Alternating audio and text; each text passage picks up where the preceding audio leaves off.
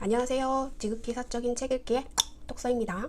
동남입니다. 네, 진짜 요즘에는 촬영을 잘 안 하고 있어요. 왜 그런 것 같으세요? 바쁘다는 핑계인 것 같습니다. 약간 여기에 재미가 떨어진 것 같기도 해요. 그건 아닌 것 같고요. 네, 다른 일이 너무 바빠서 그렇지 않을까. 여전히 재미있으신가요? 유튜브 촬영할 때? 네. 네, 촬영할 땐 재밌는데 편집을 많이 하는 편은 아니지만 편집하면서 조금 수고스럽기 때문에 자꾸 미뤄지는 것 같기도 해요. 그래서 이제 편집을 과감하게 아주 생략해가지고 올리려고 합니다. 그냥 재밌게 촬영하려고 해요.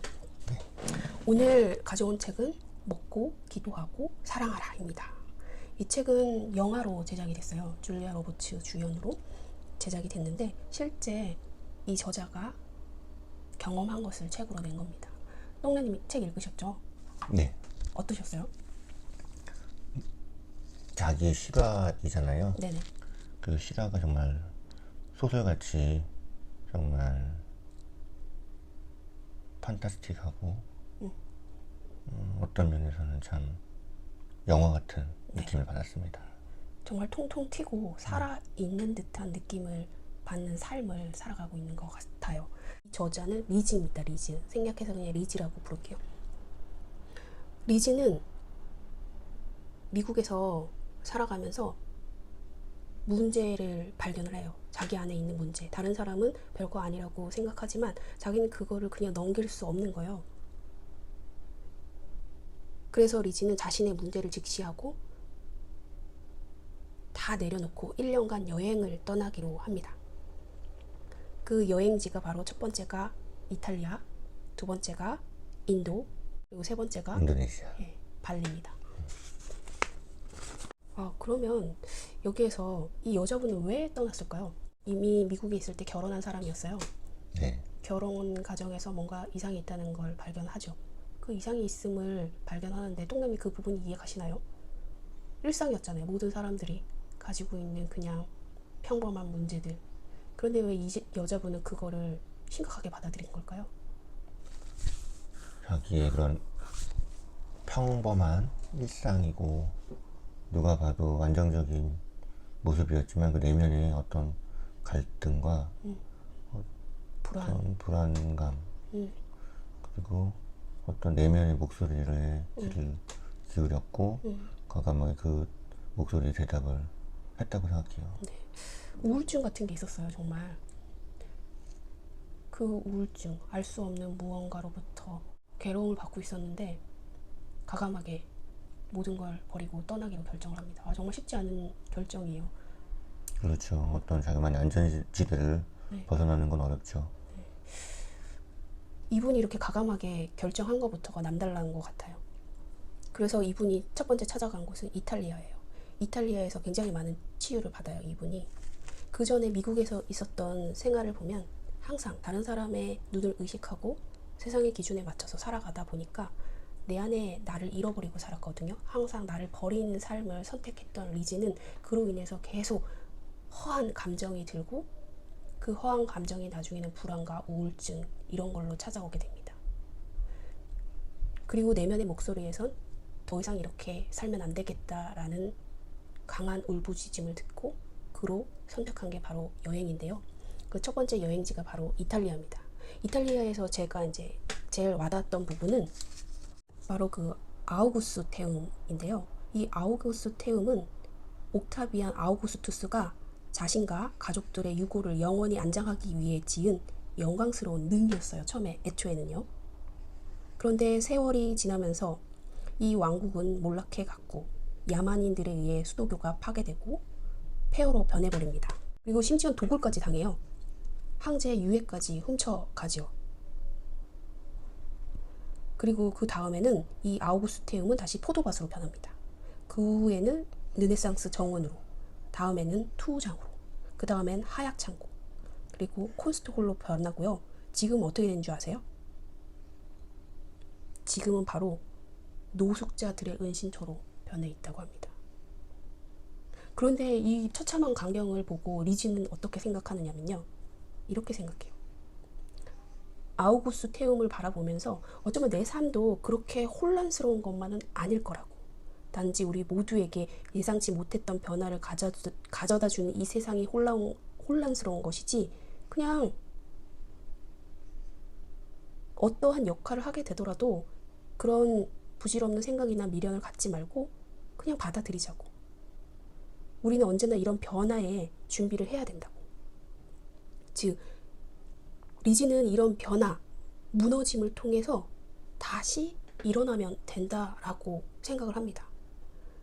변화, 무너짐의 가치를 통해서 나 지금 괜찮다고, 사람들이 보기에 내가 실패하고 처참하게 변한 것 같지만 아니라고, 다시 세우면 된다고.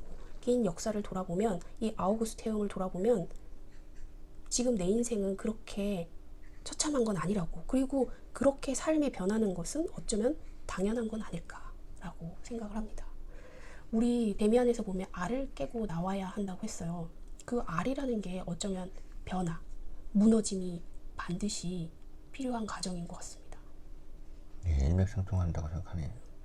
그게 그리고 또한 겉으로 보이기엔 그 변화가 안 좋은 것이라 할지라도 어쩌면 그 변화를 통해서 우리는 더 큰 세계를 맞닥뜨리는 계기가 되지 않을까 싶어요. 그게 좋고 나쁘고 나에게 좋게 일어나는 건 나만 알 수 있습니다. 다른 사람은 판단할 수 없어요. 똥남이 어떠신가요? 네, 지금 리지가 안전지대 자기 알을 깨고 우선 나왔기 때문에 네. 또 다음 단계의 무너짐이 있었다고 생각하고요. 그래서 저는 이탈리아에서 기억에 남는 부분은 네. 결국 그 나를 찾는 모습을 보이잖아요. 네. 그게 또 어떻게 표현됐냐면 당신의 단어는 무엇입니까? 곧 이 말은 당신은 누구입니까? 라고 하는 말과 똑같다고 생각합니다. 네. 그렇기 때문에 그 부분이 참 저에게 이 작가가 본인에게 했던 말뿐만 아니라 독자에게 던지는 말이었다고 생각합니다. 네. 그래서 당신의 단어를 한번 생각해 봤으면 좋겠습니다. 네. 어떻게 표현될 수 있을까요? 똑선님은요? 전 그 부분을 이따가 말씀드리겠습니다. 네. 이렇게 해서 이탈리아 편은 이제 넘어가고요.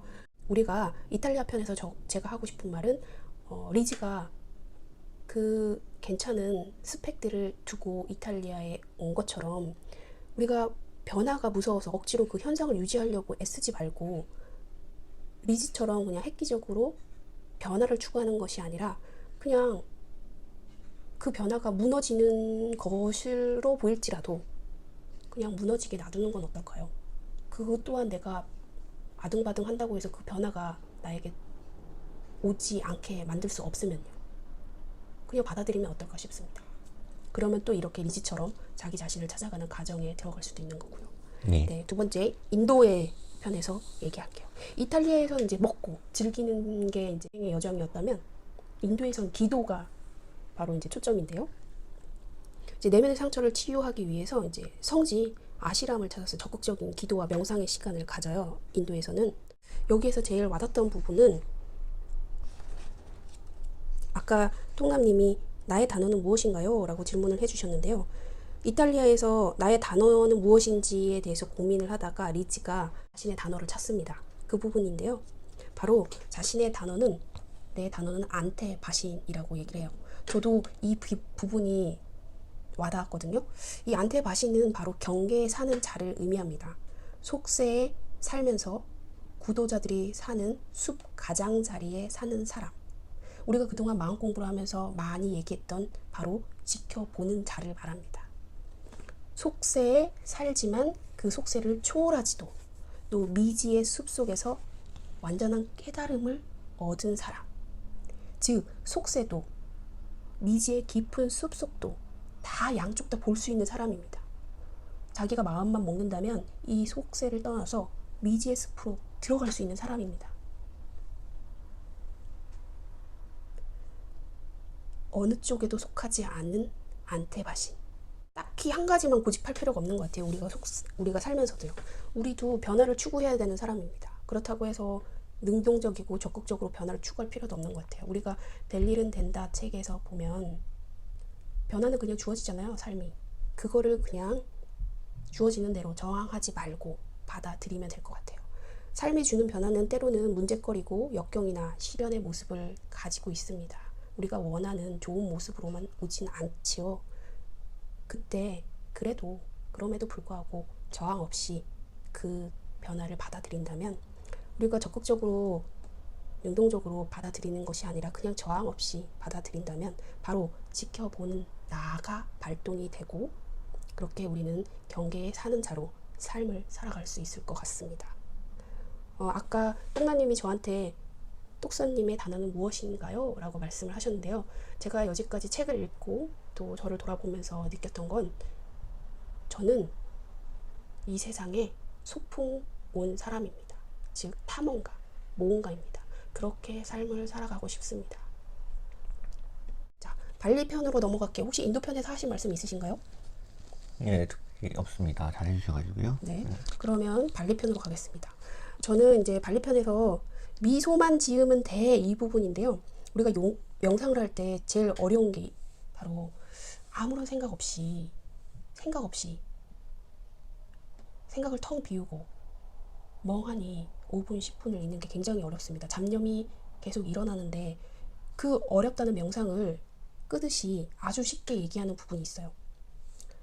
심각한 얼굴 하지 말고 그냥 명상할 때 미소만 지으라고 합니다. 미소를 지을 때 얼굴에도 미소, 마음에도 미소, 간에도 미소를 지어야 해 라고 말을 해요. 그러면서 이렇게 얘기합니다. 서둘지 말고 너무 열심히 하지도 마. 너무 진지하면 병에 걸려. 그러니까 미소만 지어. 좋은 에너지를 불러올 거야. 너무 쉽죠? 명상하기 너무 쉽지 않아요? 우리는 명상하면 좀 딱딱하고 정적이고, 그리고 내 뜻대로, 내가 의도한 대로 생각이 멈추지 않으면 내가 지금 잘못하고 있는 건가? 난 왜 그러지? 하는 자책감이 들기도 하는데요. 그런 거 하지 마시고 그냥 끄듯이 말한 것처럼 미소만 지으시면 됩니다. 잡념이 일어나면 그냥 미소 지으세요. 네, 힘을 빼고 네. 미소를 짓겠습니다. 애쓸 필요도 없습니다. 서두르지 마시고 초조해하거나 불안해하실 필요도 없고 그냥 미소만 지으면 된다고 합니다. 저 이 부분이 좋고요. 그리고 이제 끄듯이 이런 말을 했어요. 때로는 균형이 깨져야 삶에 더 큰 균형을 잡을 수 있다. 리지는 항상 남녀간의 사랑에서 자신을 다 버리고 모든 걸 다 주거든요. 그런데 그로 인해서 자신의 균형을 잃어버려요. 제일 중요한 자기를 잃어버립니다. 그런데 이 발리에서 그동안 해왔던 사랑의 방식을 바꿉니다. 즉, 사랑의 균형을 바꾸는 거죠. 이렇게 때로는 균형이 깨져야 삶의 더 균형, 진정한 자유와 사랑으로 나아갈 수 있는 것처럼, 우리는 그 균형을 너무 힘을 바짝 줘가지고 잡으려고 하지 마시고요. 가끔은 균형이 깨져야 더 큰 삶의 균형을 이룰 수 있음을 알고 그냥 마음 편하게 힘 빼고 받아들였으면 좋겠습니다. 이 책은 리뷰는 여기까지 하는데, 제 생각에는 이 책은 영화보다도 책을 더 많이 읽으시는 게 좋을 것 같아요. 똥냥님은 어떻게 읽으셨어요? 저는 영화부터 먼저 봤는데 네. 영화도 좋았지만 어떤 너무 취약된 느낌이 들었어요. 네. 그래서 그런 섬세한 작가의 그런 심리나 메시지를 전달받기 위해서는 책을 꼭 읽을 필요가 있겠습니다. 네. 한 여자가 복잡하고 뭔가 불안하고 어수선했던 여자가 자신을 찾아가는 과정, 정말 한번 읽어보셨으면 좋겠습니다. 네, 구독과 좋아요 해주시면 제가 계속 유튜브 촬영하는데 도움이 많이 된답니다. 앞에 잠깐 아까 서두에 네. 편집이 어렵다고 하셨잖아요. 네. 귀찮고. 네. 제가 아는 분이 얘기를 해주셨는데, 결혼식을 준비하기보다는, 거기에 힘을 쓰기보다는 결혼을 준비하듯이 영상을 준비하기 위해서 불필요한 걸 생각하지 마시고 영상 자체에만 집중해 주셨으면 감사하겠습니다. 네, 감사합니다. 조언 감사합니다. 그럼 오늘은 여기까지 할게요. 안녕. 안녕.